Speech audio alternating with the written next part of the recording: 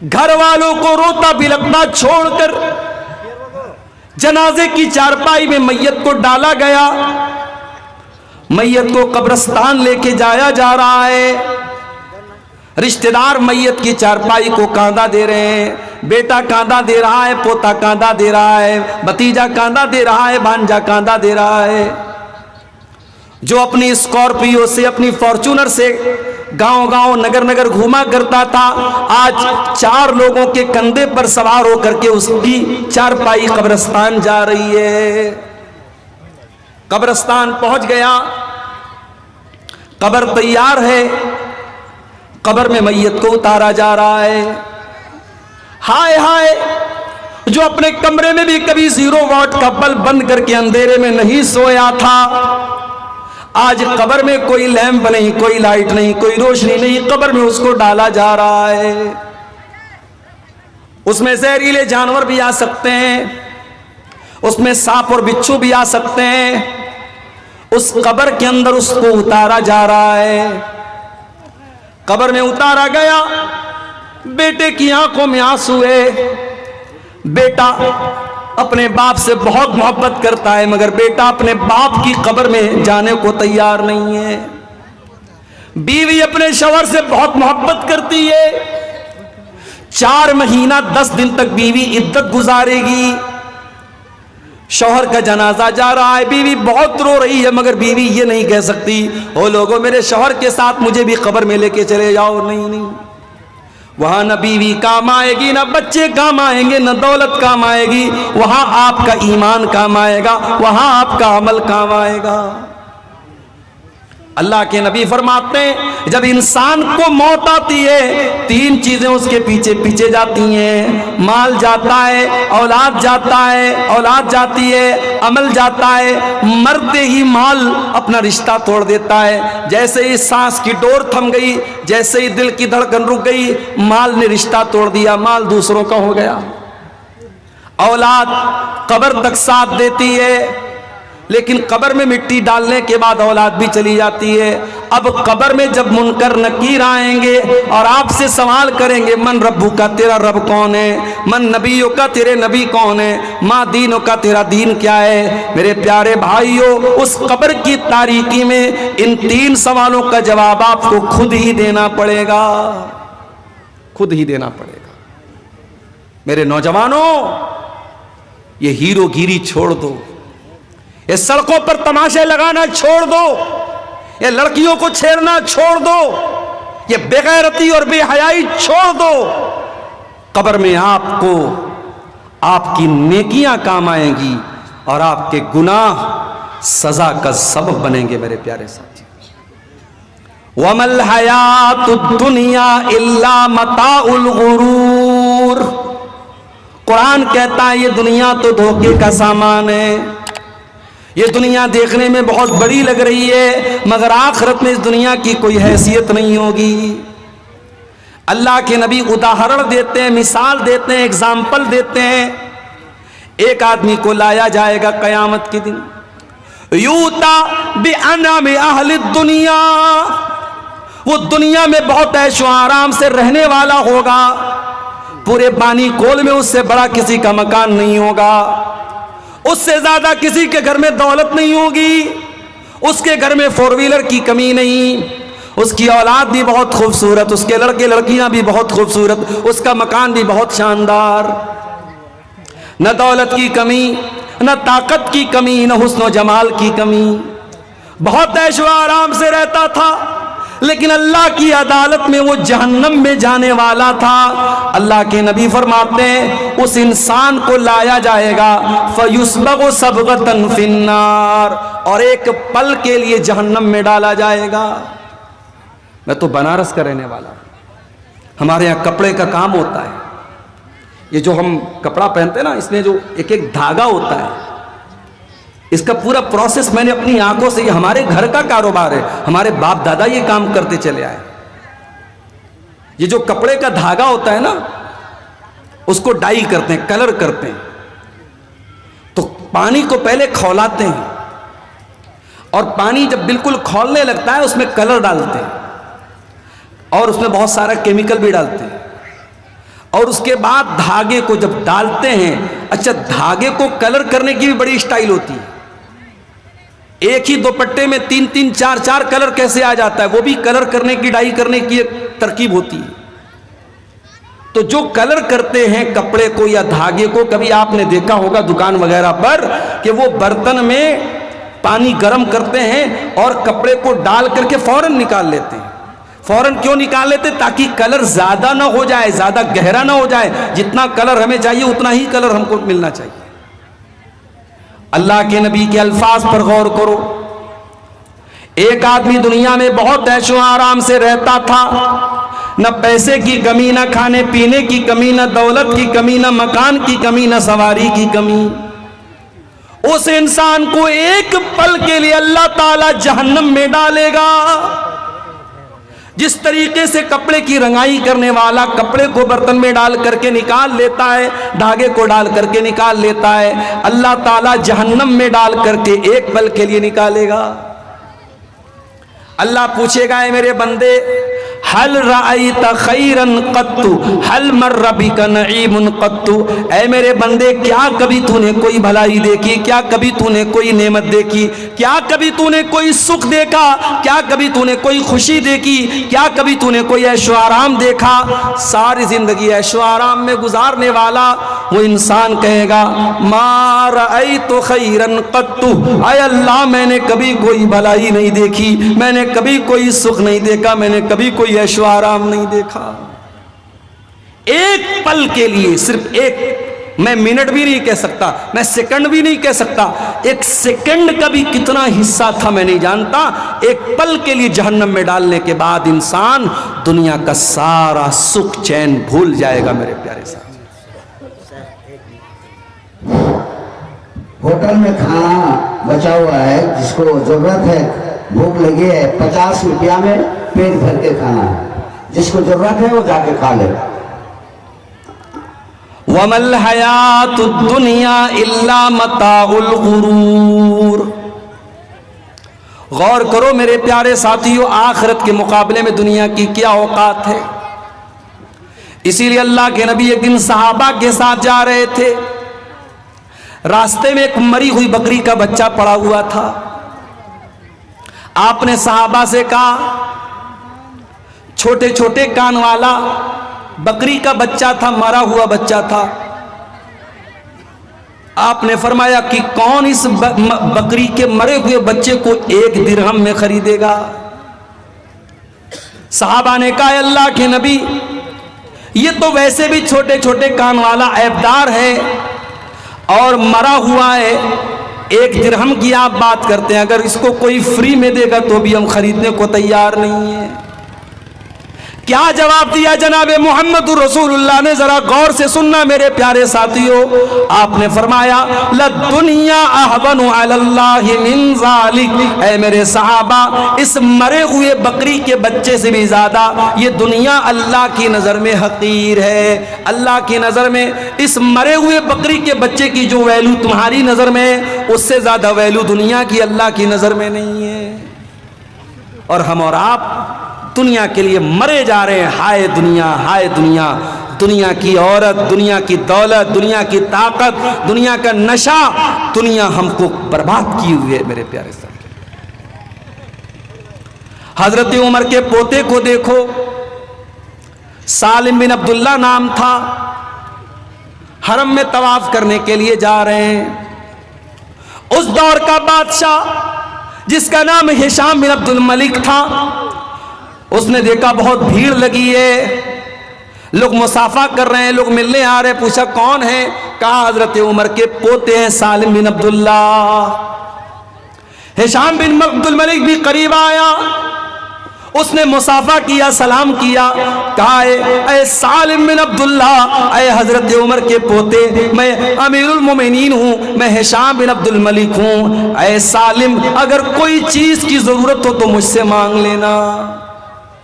سالم نے کہا، اے امیر المومنین، خانہ کعبہ کے پاس کھڑا ہوں، اللہ کے گھر کے پاس کھڑا ہوں، اے سالم مجھے شرم آتی ہے کہ اللہ کے گھر میں کھڑا ہو کر کے میں اللہ کے سوا کسی اور سے کچھ مانگوں، میں یہاں آپ سے کچھ نہیں مانگ سکتا۔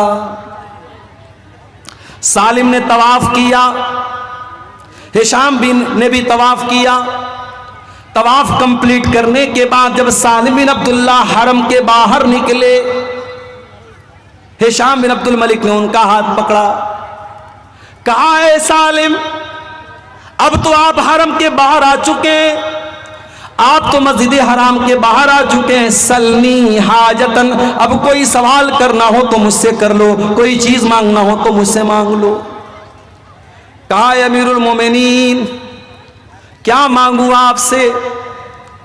دنیا کی کوئی چیز مانگوں یا آخرت کی کوئی چیز مانگوں؟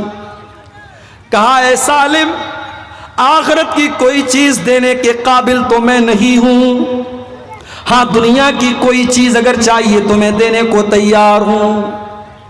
کہا اے امیر المومنین، ما سألت الدنیا ممن یملکها فکیف اسألها ممن لا یملکها۔ اے امیر المومنین ہشام بن عبد الملک، میں نے تو دنیا کا سوال اس ذات سے بھی نہیں کیا جو دنیا کی مالک ہے، میں نے تو اللہ سے بھی دنیا کا کوئی سوال نہیں کیا، میں نے دنیا کی کوئی چیز اللہ سے بھی نہیں مانگی، میں اس سے کیوں دنیا مانگوں جو دنیا کا مالک بھی نہیں ہے؟ جو دنیا کا مالک ہے اللہ تبارک و تعالیٰ، میں نے تو دنیا اس سے بھی نہیں مانگی ہے۔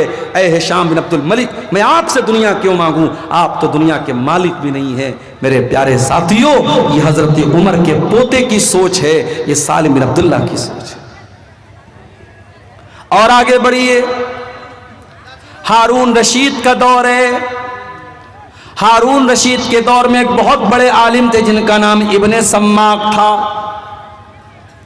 ایک مرتبہ ہارون رشید ابن سماک سے ملنے کے لیے آیا۔ اس دور کے جو علماء ہوتے تھے وہ درباری نہیں ہوتے تھے، بادشاہ کی چاپلوسی نہیں کرتے تھے، بادشاہ کا چپل نہیں اٹھاتے تھے۔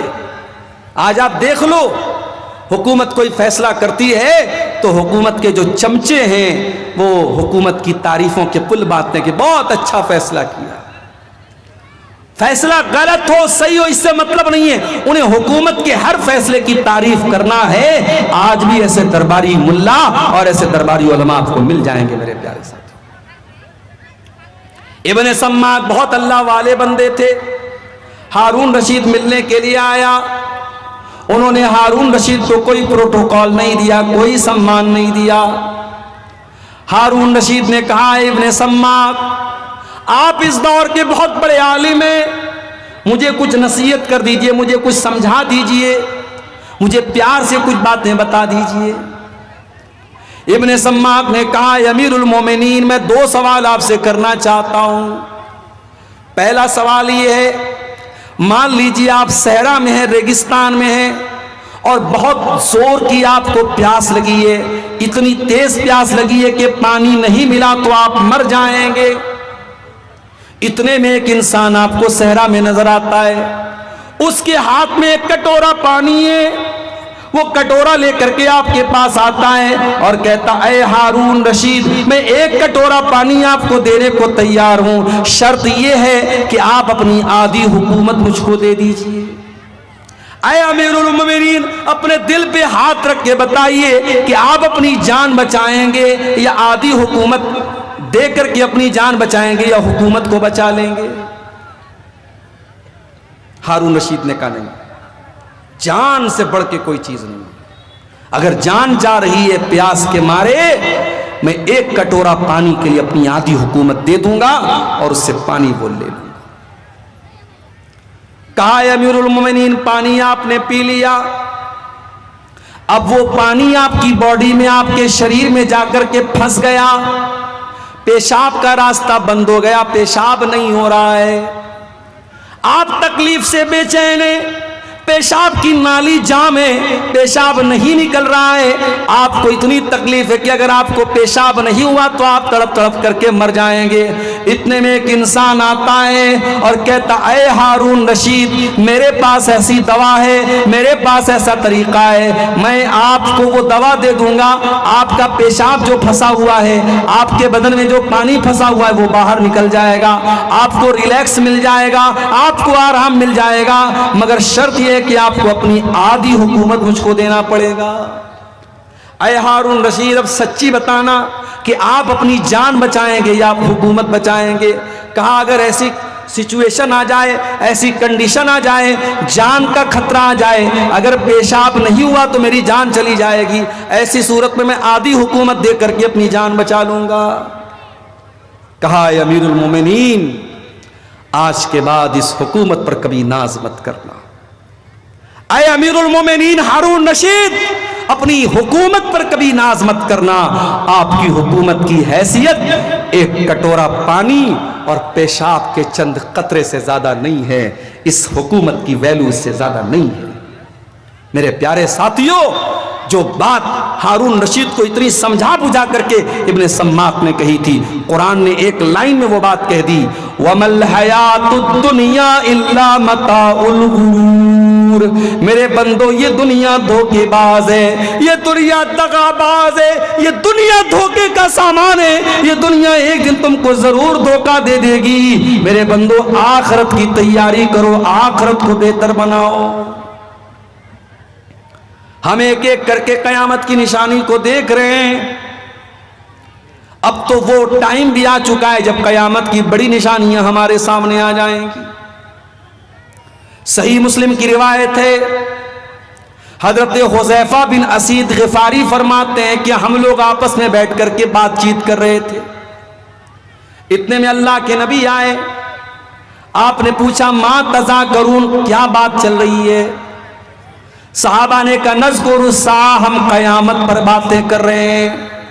او آئی پی ایل کا میچ دیکھنے والے میرے نوجوانوں, وہ اپنی چوڑی اور کنگن اور ایئر رنگ کے بارے میں بات کرنے والی میری پیاری ماں بہنوں, وہ اپنی دنیا میں مگن رہنے والے میرے نوجوانوں, ذرا نبی کے صحابہ سے سیکھو. نبی کے صحابہ آپس میں کیا چرچا کر رہے ہیں, کیا ڈسکشن کر رہے ہیں, کیا گفتگو کر رہے ہیں, کیا باتیں کر رہے ہیں؟ کہتے ہیں اے اللہ کے نبی ہم قیامت کی بات کر رہے ہیں.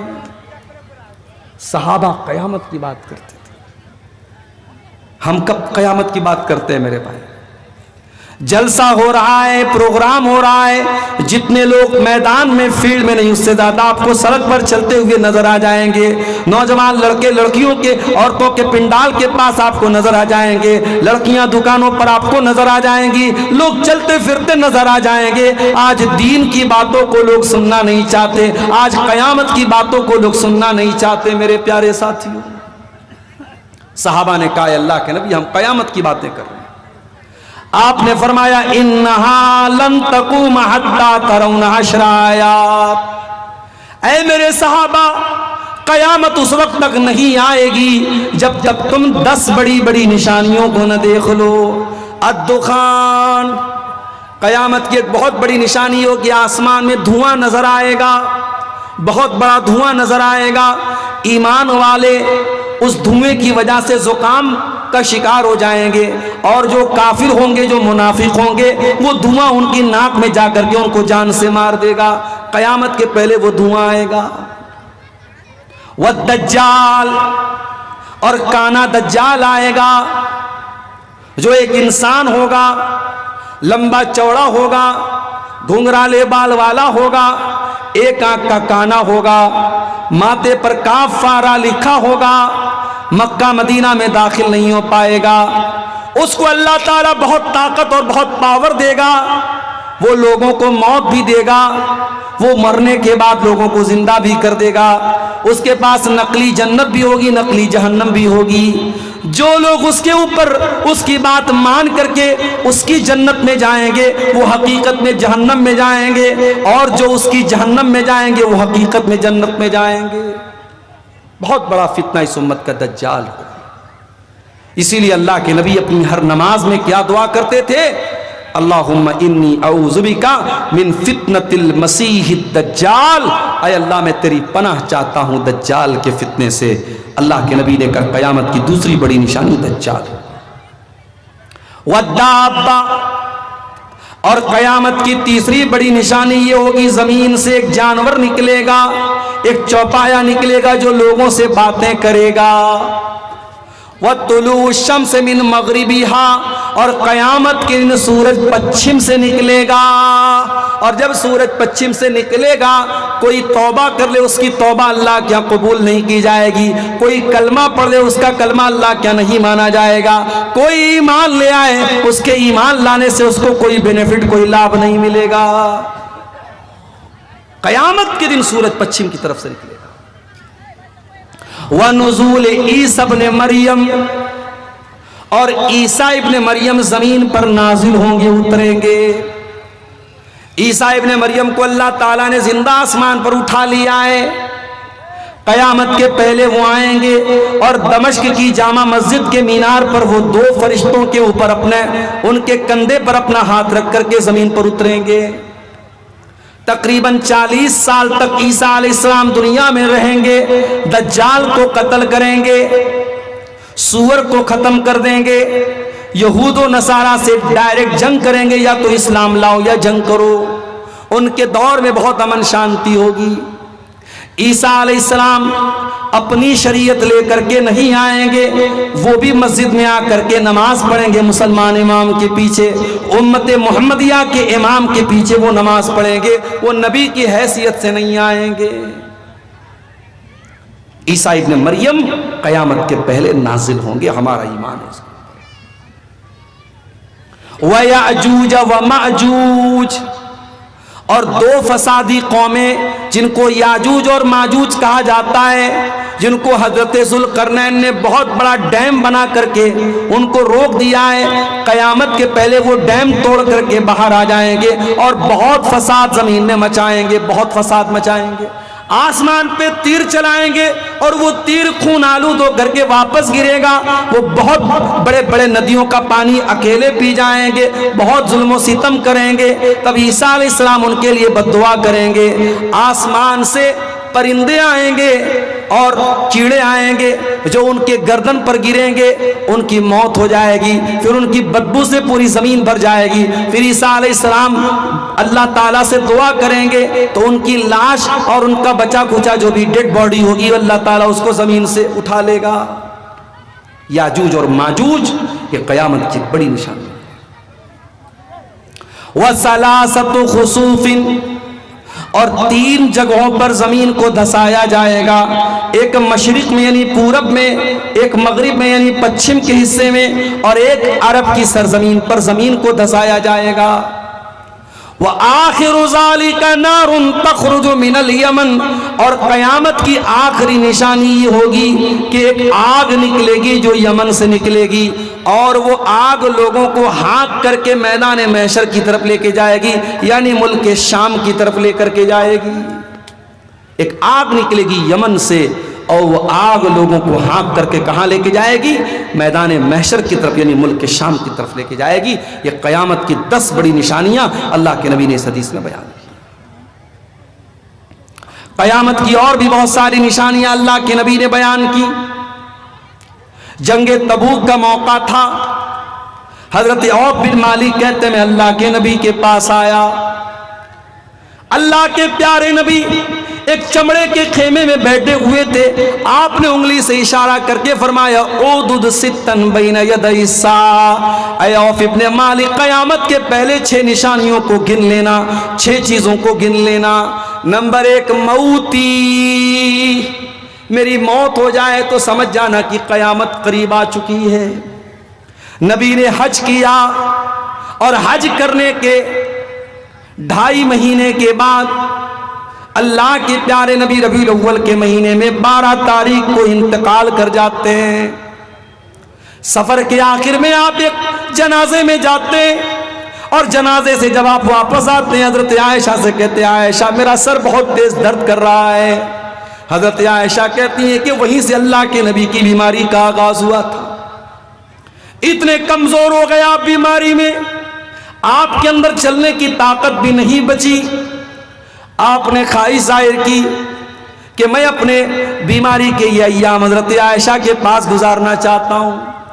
آپ بار بار سوال کرتے کل میری باری کس کے پاس ہے، کل میری باری کس کے پاس ہے۔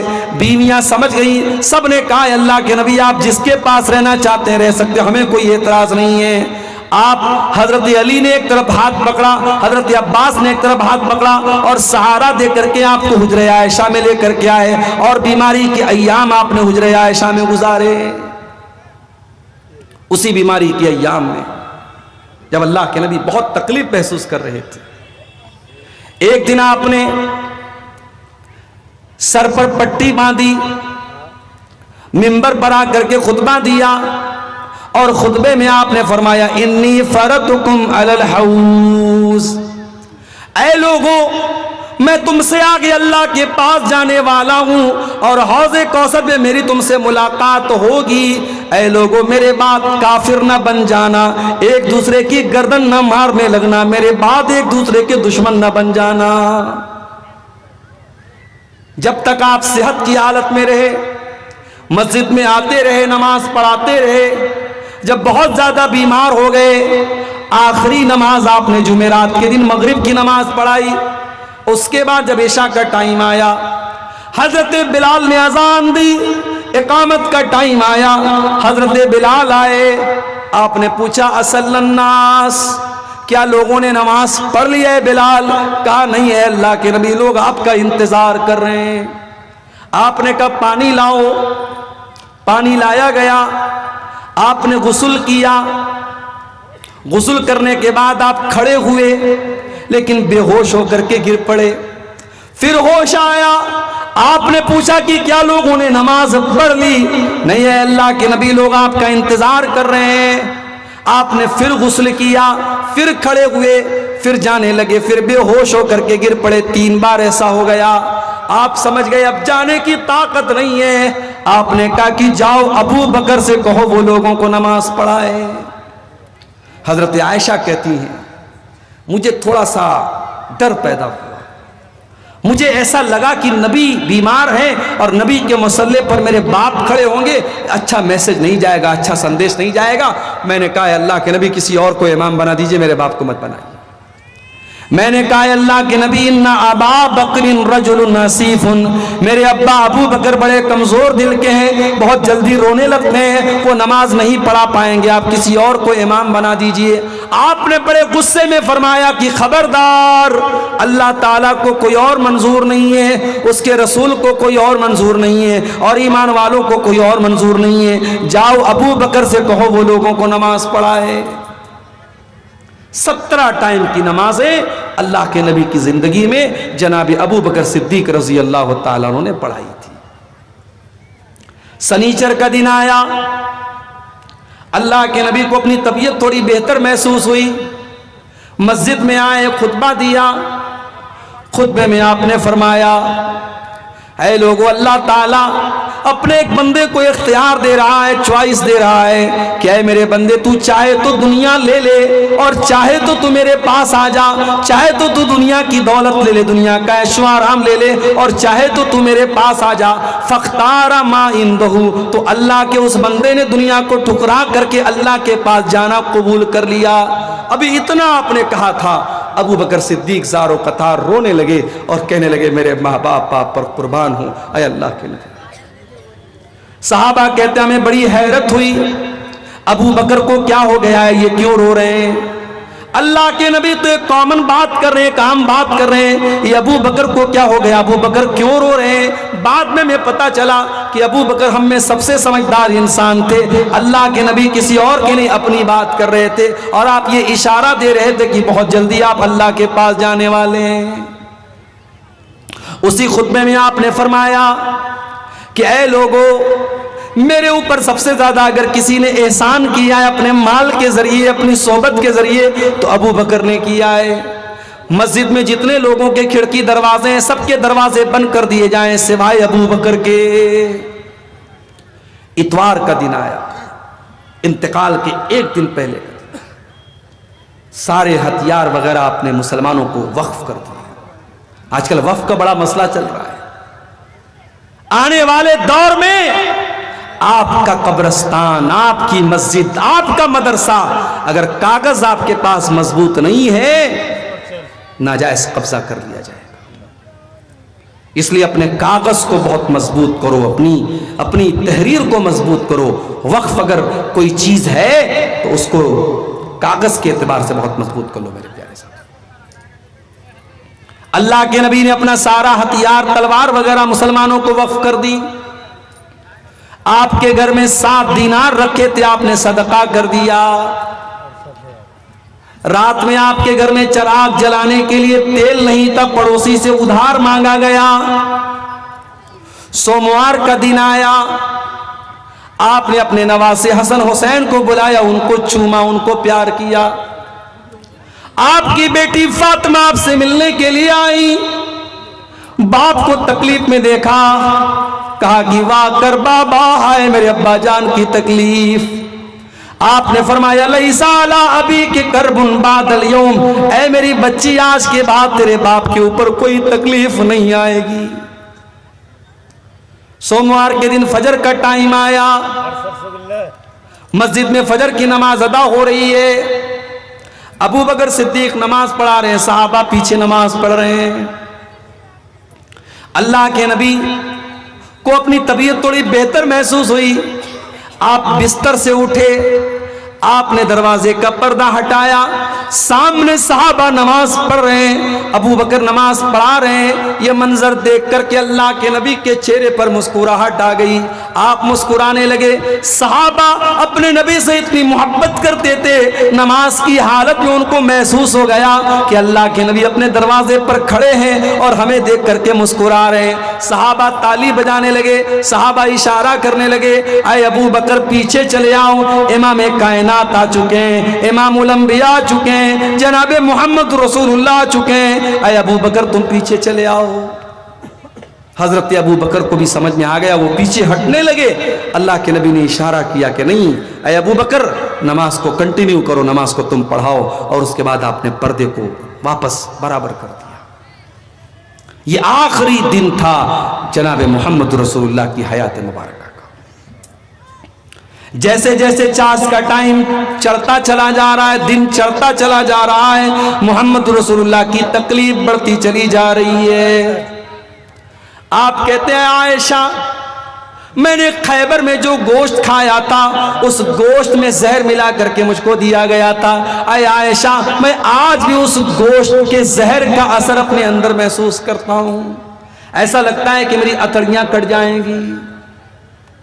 آپ کی بیٹی فاطمہ آپ سے ملنے کے لیے آئی، آپ نے ان کے کان میں کوئی بات بتائی، وہ رونے لگی۔ پھر آپ نے کوئی بات ان کے کان میں بتائی، وہ ہنسنے لگی۔ حضرت عائشہ نے پوچھا حضرت فاطمہ سے کیا بات ہے؟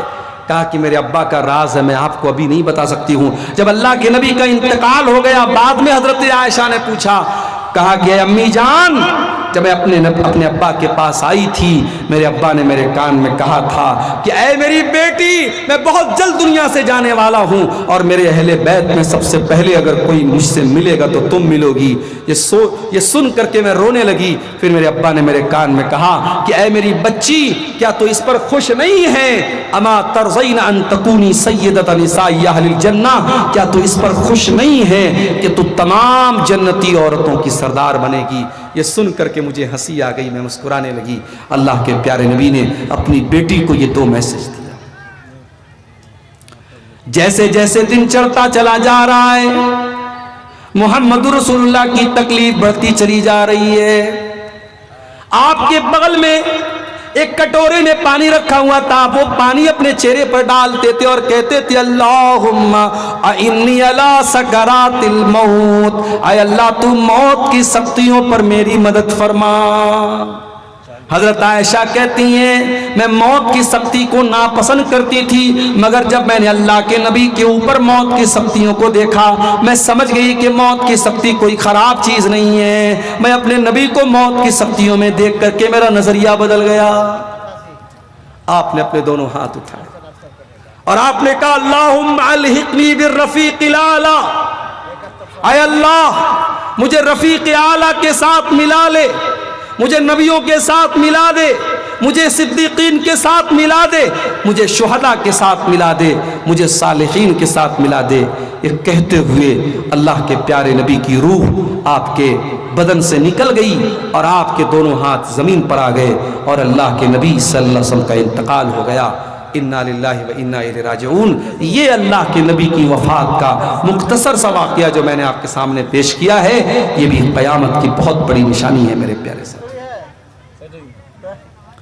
آپ نے فرمایا قیامت کے پہلے 6 نشانیاں ہوں گی، اس میں پہلی نشانی موتی، میری موت ہوگی، میرا انتقال ہوگا۔ وفتح بیت المقدس، اور بیت المقدس فتح کر لیا جائے گا۔ حضرت عمر کے دور میں سن 16 ہجری میں بیت المقدس مسلمانوں کے کنٹرول میں آ گیا، بیت المقدس فتح ہو گیا، بیت المقدس مسلمانوں کے قبضے میں آ گیا۔ جو آج یہودیوں کے قبضے میں ہیں، حضرت عمر کے دور میں یہ بیت المقدس مسلمانوں کے قبضے میں آ چکا تھا۔ قیامت کی تیسری نشانی آپ نے فرمایا وَمُوتَانٌ يَأْخُذُ فِيكُمْ كَقُعَاصِ الْغَنَمِ، اتنی خطرناک بیماری آئے گی جیسے بھیڑ بکری کے اندر بیماری آتی ہے اور بھیڑ بکریاں تڑپ تڑپ کر کے مر جاتی ہیں، انسان ویسے تڑپ تڑپ کر کے مر جائیں گے۔ سن 18 ہجری میں ملک کے شام میں ایک بیماری پھیلی تھی، اس کو امواس، طاعون امواس کہا جاتا ہے۔ اس بیماری میں 10,000 سے زیادہ صحابہ کرام انتقال کر گئے تھے۔ اس بیماری کی طرف اللہ کے نبی نے اشارہ کیا کہ قیامت کے پہلے ایسی بیماری آئے گی۔ اس کے بعد آپ نے فرمایا واستفاضۃ المال، اور قیامت کے پہلے مال بہت زیادہ پھیل جائے گا، پیسہ لوگوں کے پاس بہت زیادہ آ جائے گا۔ حتیٰ یؤتی الرجل 100 دینار فیظل ساخطا، ایک انسان کو 100 دینار دیا جائے گا تب بھی ناراض رہے گا۔ 100 دینار، 100 سونے کے سکے کی ویلو بھی اس کی نظر میں کچھ نہیں ہوگی۔ اس کے بعد آپ نے فرمایا ثم فتنۃ، پھر عرب کے اندر ایک بہت بڑا فتنہ ہوگا، لا یبقى بیت من العرب الا دخلته، عرب کے ہر گھر میں وہ فتنہ داخل ہو جائے گا۔ آپ نے عرب کا نام لیا چونکہ آپ اس وقت جن لوگوں کو بات بیان کر رہے تھے وہ عرب کے لوگ تھے۔ آج کے دور میں یہ حدیث ہمارے اوپر بھی لاگو ہوتی ہے کہ ایسا فتنہ آ جائے گا جو ہر گھر میں داخل ہو جائے گا، جیسے موبائل کا فتنہ ہے، جیسے سوشل میڈیا کا فتنہ ہے۔ دیندار آدمی ہے، داڑھی والا ہے، نمازی ہے، ماتھے پر سجدے کا نشان ہے، اس کے فیس بک پر بھی ننگی تصویر آ رہی ہے، اس کے یوٹیوب پر بھی بیہودہ فوٹو اور ویڈیو آ رہے ہیں۔ اور اب تو ہمارے یوٹیوبر حضرات کی مہربانی ہے، اب تو تقریروں کے تھمبنیل بھی اتنے گندے اور اتنے ناپاک بنائے جا رہے ہیں کہ دیکھ کر کے شرم آتی ہے۔ کیا یہ فتنہ نہیں ہے؟ یہ بہت بڑا فتنہ ہے میرے پیارے ساتھ۔ کہتے ہیں کہ کتے کی دم سیدھی ہو سکتی ہے، انسان اگر ضدی ہو تو کبھی سیدھا نہیں ہو سکتا ہے۔ 1000 بار منع کیا جا چکا ہے، علماء منع کرتے ہیں، مقررین منع کرتے کہ مت کرو یہ کام، اپنی ویورشپ بڑھانے کے لیے گندے اور غلط سلط تھمبنیل مت لگاؤ، مگر یہ یوٹیوبر حضرات باز نہیں آتے۔ ابھی اسی کٹیہار کا ایک یوٹیوبر میری ایک تقریر پر اس نے تھمبنیل لگایا، میں نے وقف بورڈ کے بارے میں کچھ، وقف بل کے بارے میں کچھ باتیں بولی تھی ایک تقریر میں، اس نے تھمبنیل لگا دیا نتیش کمار کا فوٹو، مودی جی کا فوٹو اور کئی نیتاؤں کا فوٹو لگا کر کے اس نے بالکل غلط میسج دے دیا میری تقریر کا، اور بعد میں انڈیا نیوز والے نے بھی اس کلپ کو چلایا کہ یہ مولانا بھڑکا رہا ہے مسلمانوں کو۔ یہ نہیں سمجھتے کہ ان کے بنائے جانے والے ان تھمبنیل سے کتنی مصیبت میں پڑ سکتا ہے بیان کرنے والا۔ اور جب ہم پابندی لگاتے کہ مت لگاؤ ان یوٹیوبروں کو، مت کیمرہ لگانے دو، تو یہ ناراض ہوتے ہیں کہ صاحب ہم کو کیوں منع کیا جا رہا ہے۔ اللہ ہم سب کو صحیح سمجھ دے میرے پیارے ساتھیوں۔ آج موبائل بھی اس دور کا بہت بڑا فتنہ بن چکا ہے۔ نبی نے فرمایا ایسا فتنہ پیدا ہوگا، ہر گھر میں داخل ہو جائے گا، ہر لڑکا استعمال کرے گا، ہر لڑکی استعمال کرے گی، 70 سال کا بوڑھا استعمال کرے گا، 5 سال کا بچہ استعمال کرے گا۔ آج دیکھ لو سب استعمال کر رہے ہیں کہ نہیں کر رہے ہیں۔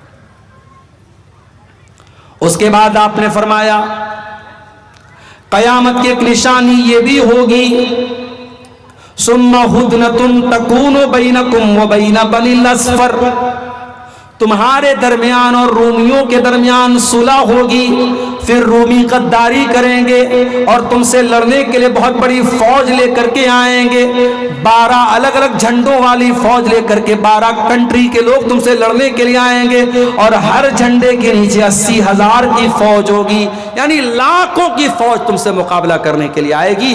اب اس حدیث کا کیا مطلب ہے؟ بہت ساری لڑائیاں لڑی جا چکی ہیں، ہو سکتا ہے آنے والے دور میں بھی کوئی ایسا دور آئے جب اس طریقے سے بہت بڑی فوج مسلمانوں کے خلاف جنگ کرے، ہو سکتا ہے اس کی طرف اشارہ کیا گیا ہو۔ اللہ کے نبی نے اس حدیث میں قیامت کی 6 نشانیاں بیان فرمائی۔ قیامت کی ایک نشانی یہ بھی ہے کہ نبی کے اشارے پر چاند 2 ٹکڑے ہو جائے گا، اقتربت الساعۃ وانشق القمر، قیامت قریب آ چکی ہے، جب چاند پھٹ کر کے 2 ٹکڑے ہو چکا ہے۔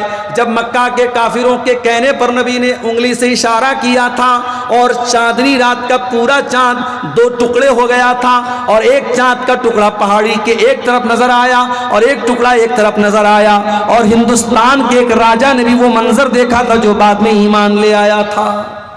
تاریخ ہمیں، اتہاس ہمیں یہ بھی بتاتا ہے کہ چاند کے جب 2 ٹکڑے ہوئے تو بھارت کی سرزمین سے ایک راجہ نے دیکھا تھا، اس کا نام راجہ دیبل لکھا ہے مورخین نے، اور وہ سندھ کا راجہ تھا جو بعد میں ایمان بھی لے آیا تھا۔ میرے پیارے ساتھیوں، چاند کا 2 ٹکڑے ہونا یہ بھی قیامت کی ایک نشانی ہے۔ قیامت کی ایک نشانی یہ بھی اللہ کے نبی نے بیان فرمائی، جہالت بہت زیادہ پھیل جائے گی، علم اٹھا لیا جائے گا۔ آج علم کیسے اٹھ رہا ہے آپ دیکھ لیجئے، مدرسے میں پڑھانے والے ٹیچروں کی کمی ہے، مدرسے میں پڑھنے والے بچوں کی کمی ہے، نہ ہمارے بچے مدرسوں میں پڑھنا چاہتے ہیں، نہ اچھی صلاحیت والے مدرسوں میں پڑھانا چاہتے ہیں۔ آج یہ مدرسے جو چل رہے ہیں، اگر یہ مدرسے بھی بند ہو گئے، کل کون آپ کو قرآن پڑھائے گا، کون آپ کو حدیث پڑھائے گا؟ میرے پیارے بھائیو، اگر یہ مدرسے بھی بند ہو گئے، کل آپ کے بچوں کو، کل آپ کی آنے والی نسلوں کو قرآن پڑھانے والا کوئی نہیں بچے گا، آپ کے مرنے پر کوئی جنازہ پڑھانے والا نہیں ہوگا، آپ کی بچی کے نکاح پر کوئی نکاح پڑھانے والا نہیں ہوگا۔ جاہل لوگ نکاح پڑھائیں گے، جاہل لوگ نماز پڑھائیں گے، جاہل لوگ جنازہ پڑھائیں گے، جاہلوں کا دورہ ہو جائے۔ آج آپ دیکھ لیں، اب تو ماشاءاللہ AI کا دور آ گیا ہے۔ آئی فون آپ کے پاس ہے، اس میں AI ہے، سری بتاؤ عشاء کی نماز میں کتنی رکعت ہے، سری آپ کو بتا دے گی عشاء میں کتنی نماز ہے۔ سیمسنگ کا فون آپ کے پاس ہے، اس میں جیمنی کے نام سے AI کا ایپ ہے، جیمنی بتاؤ وضو کا طریقہ کیا ہے، وہ بتا دے گی جیمنی آپ کو وضو کا طریقہ کیا ہے۔ ابھی ایک نیا AI ٹول آیا ہے گروپ کے نام سے، اسے جو پوچھو وہ جواب دے دیتا ہے۔ اب لوگ کہتے ہیں مولانا لوگوں کی اب ہمیں ضرورت نہیں ہے، اب تو ہم AI سے پوچھ لیں گے۔ یاد رکھو میرے پیارے ساتھیو، یہ موبائل جتنی ترقی کر جائے اور AI کا دور آ جائے، تب بھی آپ کو علماء کی ضرورت پڑے گی، کیونکہ AI وہی باتیں بیان کرے گا جو اس کے ڈیٹا بیس میں ڈالی گئی ہوں گی، وہ اپنی انٹیلیجنس سے، اپنے ذہانت کے ذریعے جواب دے گی۔ اس کا جواب غلط بھی ہو سکتا ہے، اس کا فتویٰ غلط بھی ہو سکتا ہے، آپ کو علماء کی بہرحال ضرورت پڑے گی، کیونکہ قرآن کہتا ہے فَاسْأَلُوا أَهْلَ الذِّكْرِ إِن كُنتُمْ لَا تَعْلَمُونَ، اگر تمہیں کوئی مسئلہ معلوم نہیں ہے تو تم علماء سے سوال کرو۔ اللہ کے نبی فرماتے ہیں قیامت کے پہلے ایسا دور آئے گا، علماء کو اللہ تعالیٰ اٹھا لے گا۔ آج بہار کی سرزمین سے بڑے بڑے علماء انتقال کرتے چلے جا رہے ہیں۔ جھارکھنڈ کے بڑے عالم تھے مولانا عبدالعزیز حقانی، انتقال کر گئے۔ بہار کے، یوپی کے، بنگال کے جتنے بڑے بڑے علماء جو واقعی میں عالم تھے وہ دنیا سے جاتے چلے جا رہے ہیں، انتقال ہوتا چلا جا رہا ہے۔ اب وہ لوگ بچے جن کے پاس علم اتنا نہیں ہے، اتنا مضبوط علم نہیں ہے، قیامت کے پہلے علماء دنیا سے چلے جائیں گے، حتیٰ کہ وہ دور آ جائے گا لوگ جاہلوں کو اپنا سردار بنا لیں گے، جاہلوں سے فتویٰ پوچھیں گے اور جاہل ان کے فتووں کا جواب دیں گے، اور وہ خود بھی گمراہ ہوں گے اور دوسروں کو گمراہ کریں گے۔ تو قیامت کی ایک بہت بڑی نشانی علم کا اٹھا لیا جانا ہے۔ قیامت کی ایک نشانی یہ بھی ہوگی، بے بے ایمان لوگوں کو عہدہ دیا جائے گا، کرسی دی جائے گی، ذمہ داری دی جائے گی۔ آپ نے فرمایا اذا زیت الامانۃ فانتظر الساعہ، اے میرے صحابہ جب امانت کو برباد کر دیا جائے تو قیامت کا انتظار کرنا۔ صحابہ نے کہا اللہ کے نبی امانت کو کیسے برباد کر دیا جائے گا؟ آپ نے فرمایا اذا وسد الامر الی غیر اہلہ، جب ذمہ داری نااہل لوگوں کو دے دی جائے۔ مدرسے کا ناظم کون ہے؟ جو جاہل ہے۔ مسجد کا متولی کون ہے؟ جو ایک ٹائم کی نماز نہیں پڑھتا ہے۔ جماعت کا امیر کون ہے؟ جس کے پاس ایمانداری اور دینداری نہیں ہے۔ آج یہ جماعت کے، مسجد کے، مدرسے کی ذمہ داریاں اور عہدے نالائق لوگوں کے ہاتھ میں بھی جا رہے ہیں۔ میرے پیارے بھائیوں، اگر یہ ذمہ داری نااہل لوگوں کو دے دی جائے تو سمجھ جاؤ یہ قیامت کے قریب ہونے کی نشانی ہے۔ قیامت کی ایک نشانی آپ نے یہ بھی بیان فرمائی، گنگا الٹی بہے گی۔ جو ہمارے یہاں ایک محاورہ بولا جاتا ہے گنگا الٹی بہے گی، کیا مطلب؟ آپ نے فرمایا سیاتی علی الناس سنوات خدات، ایک ایسا دور بھی تمہارے اوپر آئے گا جب دھوکے کا سال آ جائے گا، دھوکہ دھڑی آ جائے گی، سچے کو جھوٹا مانا جائے گا، جھوٹے کو سچا مانا جائے گا، ایماندار کو بے ایمان کہا جائے گا، بے ایمان کو ایماندار کہا جائے گا۔ وَيَنْتِقُ فِيهَا الرُّوَيْبِضَةُ، اور گھٹیا انسان، نالائق انسان بڑی بڑی باتیں کرے گا، بڑے بڑے میٹر میں باتیں کرے گا جو گھٹیا اور نالائق انسان ہوگا۔ قیامت کی ایک نشانی بے پردگی اور بے حیائی بہت زیادہ پھیل جائے گی۔ آپ نے فرمایا میری امت کے دو قسم کے لوگ ایسے ہوں گے جو جہنم میں جائیں گے، قوم ماہم سیات کاذناب البقر یضربون بها الناس، ایسے لوگ آئیں گے جن کے ہاتھ میں کوڑا ہوگا اور وہ کوڑے سے لوگوں کو ماریں گے، لوگوں پر اتیاچار کریں گے، لوگوں پر ظلم کریں گے۔ آج اسرائیل اور فلسطین کے حالات دیکھ لو میرے پیارے ساتھیوں، آج فلسطین پر اسرائیل کا حملہ ہوتا ہے اور ڈرون حملہ ہوتا ہے اور بم برسائے جاتے ہیں، اور ویڈیو میں ہم دیکھتے ہیں اتنا خطرناک دھماکہ ہوتا ہے کہ زمین سے لوگ اچھل کر کے ہوا میں اڑنے لگتے ہیں، چھوٹے چھوٹے بچوں کی لاشوں کے چیتر اڑ جاتے ہیں، عورتوں کی لاشوں کے چیتر اڑ جاتے ہیں، مگر دنیا والوں کے اوپر کوئی فرق نہیں پڑتا۔ ظالم ظلم کرے گا اور کوئی روکنے والا، کوئی ٹوکنے والا نہیں ہوگا۔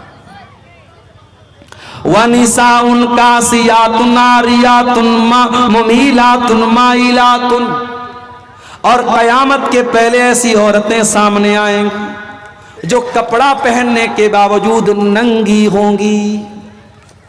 آج بالی ووڈ کی فلموں نے ہمارے ملک کا وہ کلچر بنا دیا ہے کہ آج حالات یہ ہو گئے کہ عورت کے بدن کا کوئی پارٹ اب پرائیویٹ پارٹ نہیں رہ گیا۔ اب تو کہا جانے لگا کہ عورت کے بدن کا پرائیویٹ پارٹ سے اس کی کڈنی اور لیور بچا، اس کے بدن کا کوئی پارٹ اب پرائیویٹ نہیں بچا ہے۔ اتنا ننگا کر دیا گیا عورت کو، ایسا لباس پہنا دیا گیا عورت کو کہ اب اس کے بدن کی کوئی چیز چھپی ہوئی نہیں ہے۔ کاسیاتن عاریاتن، ایسی عورتیں سامنے آئیں گی جو کپڑا پہن کر کے ننگی ہوں گی۔ اب تو عام بات ہے، مسلمانوں کے گھروں میں ایسے کپڑے پہنے جا رہے ہیں جس میں عورت کا بدن نظر آ رہا ہے، عورت کا شریر نظر آ رہا ہے۔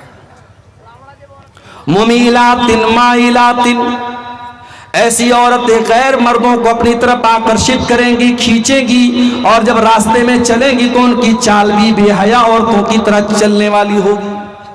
عورت کی چال سے پتہ چل جاتا ہے کہ یہ بے حیا عورت ہے یا اچھی عورت ہے، دیندار عورت ہے، اس کی چال بتا دیتی ہے۔ رؤوسہن کاسنمۃ البخت المائلہ، ان کا ہیئر اسٹائل ایسا ہوگا جیسے اونٹ کا کوہان ہوتا ہے۔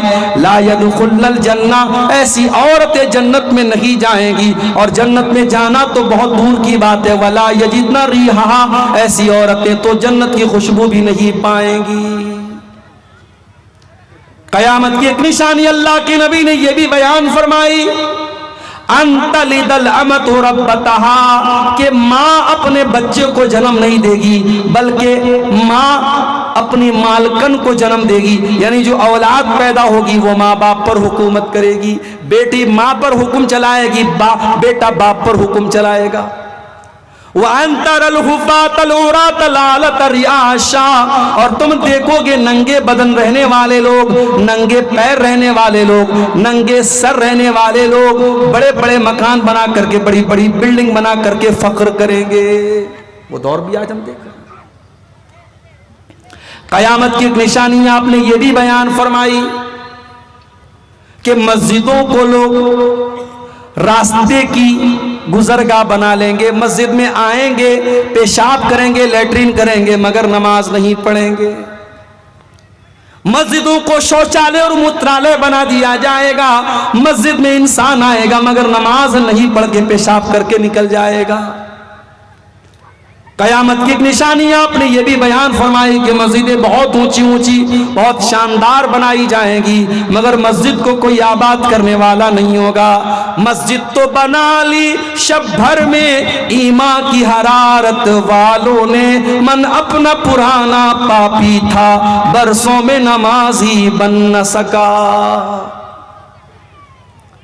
قیامت کی ایک نشانی آپ نے یہ بھی بیان فرمائی، کھلم کھلا پبلک پلیس پر، ساروجنک استھل پر ریپ کیا جائے گا۔ ابھی بنارس میں پچھلے مہینے کی نیوز ہے، پچھلا مہینہ بھی میں زیادہ بتا رہا ہوں، اپریل کے شروع کی نیوز ہے، ایک لڑکی کے ساتھ 23 لڑکوں نے 7 دن میں ریپ کیا۔ 7 دن تک 23 لڑکوں نے ایک لڑکی کے ساتھ ریپ کیا۔ دنیا کہاں جا رہی ہے میرے پیارے ساتھی؟ حالات یہ ہیں، شادی شدہ عورت اپنے پتی کو دھوکہ دیتی ہے، شوہر نیوی میں کام کرتا ہے، اس کا چکر کسی اور کے ساتھ چلتا ہے، اپنے عاشق کے ساتھ مل کر کے اپنے پتی کا قتل کرتی ہے، اپنے شوہر کا قتل کرتی ہے، اور شوہر کی باڈی کے ٹکڑے ٹکڑے کر کے ڈرم میں بھرتی ہے اور سیمنٹ سے پیک کرتی ہے، اور اپنے عاشق کے ساتھ شملہ اور منالی گھومنے نکل جاتی ہے۔ ہم تو وہ دور دیکھ رہے ہیں، پیار محبت یہ سب ڈھکوسلا بن گیا ہے، سب ہوس اور شریر کو پانے کی طلب اور واسنا، اس سے بڑھ کے کچھ نہیں ہے میرے پیارے ساتھی۔ اسی لیے اللہ کے نبی فرماتے ہیں، اس اللہ کی قسم جس کے ہاتھ میں میری جان ہے، یہ امت اس وقت تک فنا نہیں ہوگی جب تک وہ دور نہ آ جائے، حتی یقوم الرجل الی المرأة، ایک انسان عورت کے پاس جائے گا، فیفترشھا فی الطریق، اور راستے میں اس عورت کے ساتھ غلط کام کرے گا، اور اس دور میں جو نیک انسان ہوگا وہ سب سے بڑا نیک انسان وہ ہوگا جو اس آدمی سے جا کر کے کہے گا، لو واریتھا وراء ھذا الحائط، اے میرے بھائی پبلک پلیس میں یہ کام مت کرو، سب کے سامنے یہ کام مت کرو، جاؤ پیڑ کے پیچھے چلے جاؤ، دیوار کے پیچھے چلے جاؤ۔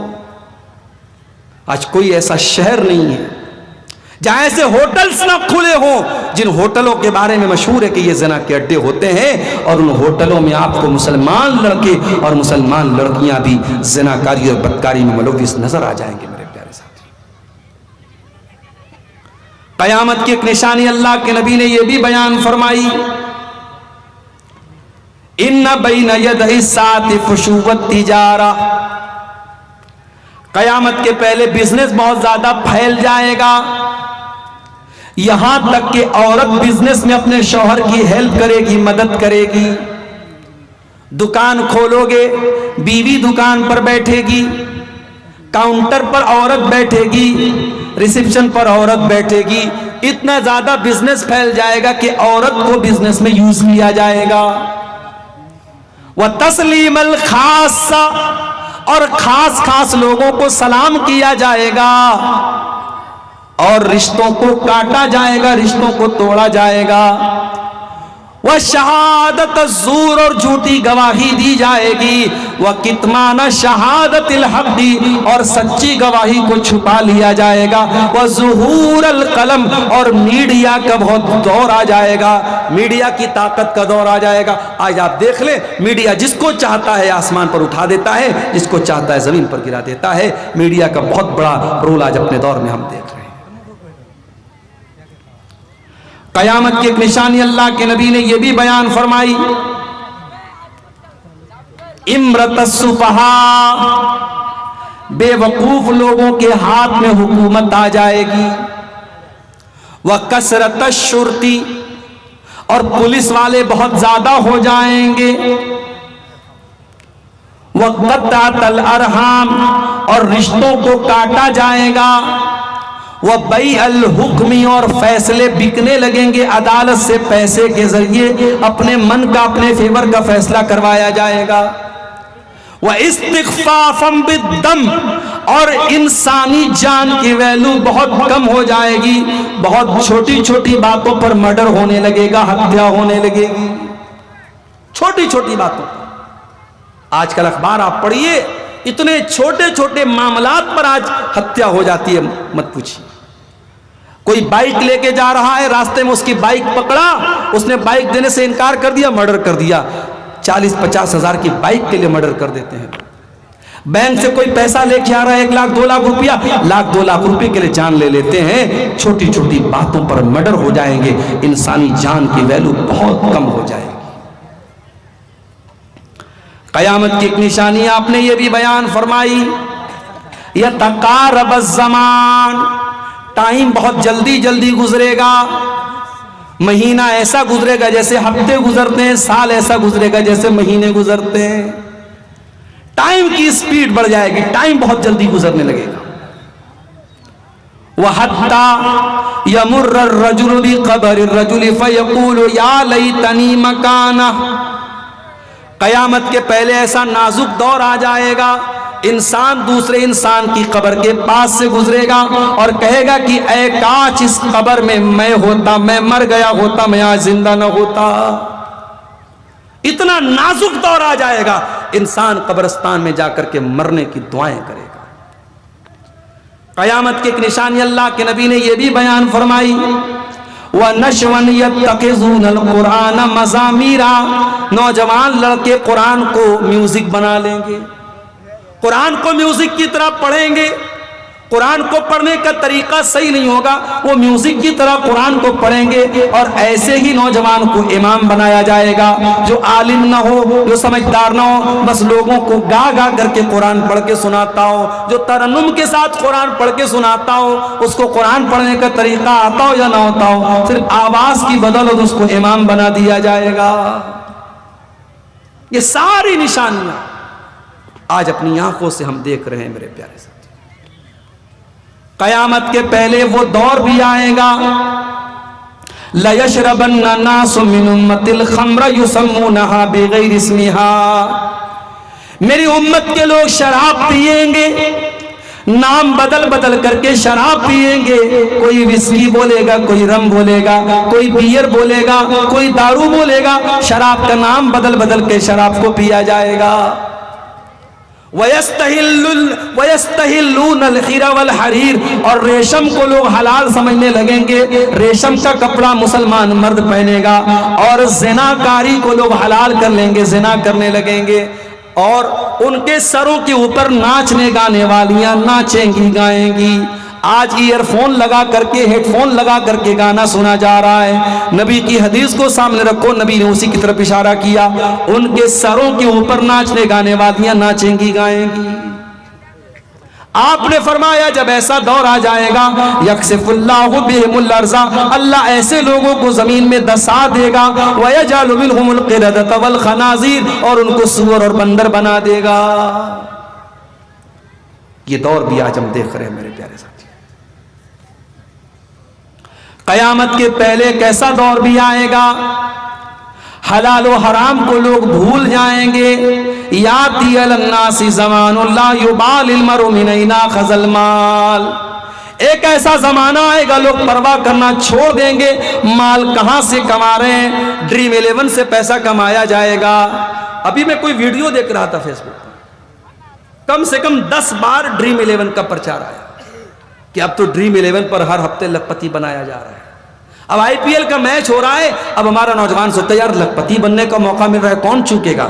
اب لکھپتی بننے کے لیے ڈریم 11 کھیلا جا رہا ہے. سٹے بازی, جوا, سود خوری, حرام خوری آج مسلمان کر رہا ہے. نبی نے اشارہ کیا تھا قیامت کے پہلے وہ دور بھی آئے گا.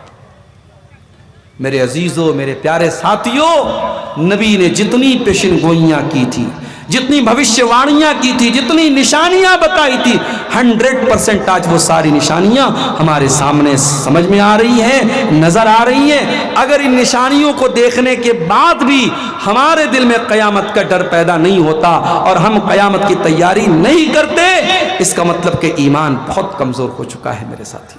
10-12 कब्रें हैं ना, उसको मुंतकिल किया जाता है। मस्जिद के आगे या सामने से गुजरने पर क्या कहना चाहिए? मस्जिद के सामने से गुजरने पर कोई कुछ भी कहने की ज़रूरत नहीं है। मस्जिद में जब दाखिल हो, बिस्मिल्लाहि वस्सलात वस्सलामु अला रसूलिल्लाह, ये दुआ पढ़िए आप, और अल्लाहुम्मा अफ्तह ली अब्वाब रहमतिका, ये दुआ पढ़िए। मस्जिद में जब दाखिल हो तब, मस्जिद के सामने से गुजरने पर या मस्जिद के आगे से गुजरने पर कुछ भी पढ़ने की ज़रूरत नहीं है। मस्जिद में बिना मीटर लगाए बिजली का उपयोग करना सही है या गलत है? गलत है। बिजली की चोरी करना जिस तरीके से अपने घर में गलत है, वैसे ही मस्जिद में भी गलत है। मस्जिद में तो ज़्यादा खतरनाक बात है, अल्लाह के घर का मामला है, इसलिए बिल्कुल ये गलत है। अगर कहीं ऐसा है तो उसको बिल्कुल बचना चाहिए। गाना बजाकर काम करना सही है या गलत है? इसमें कौन सी पूछने वाली बात है? एक गाना बजा के काम करेंगे आप तो जाहिर है कि आपके काम में शैतान भी दाखिल होगा, और शैतान जब आपके काम में दाखिल होगा तो जाहिर है बरकत को ख़त्म करेगा कि बरकत को बढ़ाएगा? बरकत को ख़त्म करेगा। लड़की एवं लड़का का शादी का इस्लाम में क्या उम्र? अच्छा, उम्र क्या है इस्लाम में? इस्लाम में उम्र तो नहीं बताई गई है। इस्लाम ने यह कहा कि जब लड़का लड़की बालिग हो जाए और शादी की जिम्मेदारी को उठाने के काबिल हो जाए। भाई कभी कभी ऐसा भी होता है, लड़का 12 साल की उम्र में बालिग हो गया, लड़की 10 साल की उम्र में ही बालिग हो गई। बालिग तो हो गए, मगर शादी की जिम्मेदारी उठाने के लिए जो मैच्योरिटी है वो अभी उसके अंदर नहीं है। तो थोड़े मैच्योर हो जाएं, इस काबिल हो जाएं कि हाँ वो जिम्मेदारी उठा लेंगे तो उनकी शादी करो। हाँ, भारत के कानून में लड़के की उम्र जो है 21 साल तय की गई है, लड़की की उम्र 18 साल। ये हमारे इंडिया का कानून है। शरीयत में उम्र का कोई पैमाना मुकर्रर नहीं किया गया है।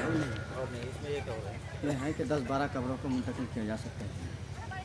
क्यों कब्र को क्यों मुंतकिल करना चाहते हैं? वजह? घर मकान बन रहा है, मकान के बीच में आ रहा है।